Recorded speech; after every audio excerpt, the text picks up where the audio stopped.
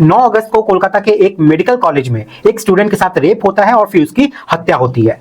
और उसी कोलकाता में लगभग 9 महीने बाद एक लॉ कॉलेज में, जहां कानून की पढ़ाई की जाती है, जहां के बच्चे आगे चलकर कानून के मुहाफिज बनेंगे, कैसे वो मुकदमा लड़ेंगे, देश के लीगल सिस्टम को कैसे वो अपनी भूमिका से बदलेंगे, उसी लॉ कॉलेज के एक स्टूडेंट के साथ गैंग रेप होता है 25 जून शाम 7 से लेकर 10:15 के बीच तक।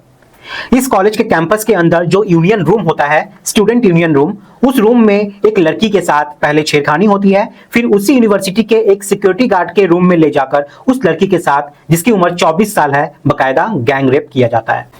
अब इस पूरे गैंग रेप में 3 कैरेक्टर है। पहला, जिसका नाम बकायदा ये रेप विक्टिम ले रही है, मनोजीत मिश्रा, जो मेन एक्यूज्ड है। ये इसी लॉ कॉलेज का एक एक्स स्टूडेंट है और इसी कॉलेज के स्टूडेंट यूनियन का वो प्रेसिडेंट भी रहा है। दूसरा जो नाम आता है वो है जैब अहमद का। जैब अहमद इसी कॉलेज में फर्स्ट ईयर का स्टूडेंट है, 19 साल उसकी उम्र है, लेकिन मनोजीत मिश्रा के साथ इसका उठना बैठना है। तीसरा एक्यूज्ड है प्रमित मुखर्जी। ये भी उसी लॉ कॉलेज में सेकंड ईयर के स्टूडेंट है और उम्र इसकी 20 साल के आसपास है। इस लड़की की कंप्लेन के बाद इन तीनों को कोलकाता पुलिस ने हिरासत में ले लिया है। इसके बाद अब उस गार्ड को भी अरेस्ट कर लिया गया है, जिसने इन सब में उनका साथ दिया था। तो एफआईआर के हिसाब से मनोजीत मिश्रा ने इसके साथ रेप किया, लेकिन जैब अहमद और प्रमित मुखर्जी ये दोनों लगातार उसके साथ थे।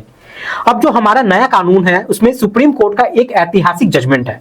उसमें कहा गया है कि गैंग रेप का मतलब होता है एक से ज्यादा लोग शामिल हो।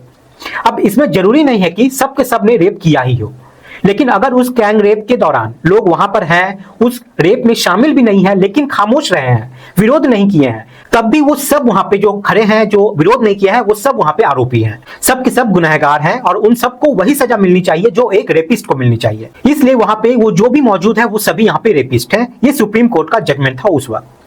और सुप्रीम कोर्ट के इसी जजमेंट के बाद कोलकाता पुलिस ने इस लड़की के बयान के बाद जो केस दर्ज किया है, उसमें रेप करने वाला भले ही एक मनोजीत मिश्रा है, लेकिन इसे गैंग रेप के केस में दर्ज किया गया है।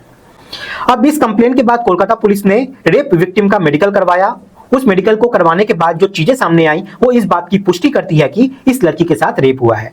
लेकिन यहाँ पे जो सबसे बड़ा सवाल है वो यही है कि जहां कानून की पढ़ाई की जा रही है, जहां बताया जा रहा है कि समाज में नाइंसाफी के खिलाफ कैसे लड़ना है, कैसे मुकदमा लड़ना है, कैसे जुर्म को रोकना है, कैसे मुजरिमों को सजा दिलानी जानी है, अगर ऐसी जगह पे ऐसा इंसिडेंट हो तो कानून पर और प्रशासन पर भरोसा एकदम से टूट जाता है। अब यहाँ गुनहगार सब पकड़े जा चुके हैं, देखना यह है कि कितने दिन में सजा मिलने वाली है।